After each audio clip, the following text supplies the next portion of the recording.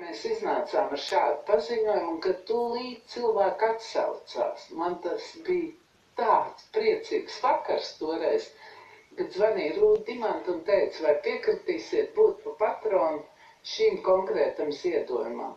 Un šodien Rūta atkal man iepriecināja teikdama, ka mūsu tā savāktā kopīgā naudiņa aiziet konkrētam darbiņam, tas ir 2 figūrām, sievietes figūrām un tam karavīram, kas iet ar ieroci virsū.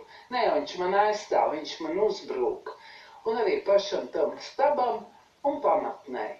Un tad, kad viss būs izdarīts, tad mēs atskaitīsimies par katru izlietoto santīmu, bet atvainojiet eiro, bet te var būt cilvēki pilnīgi droši un mierīgi, jo ir atrasta tā brīža lētākais piedāvājums, un tagad tas viss notiek pašlaik.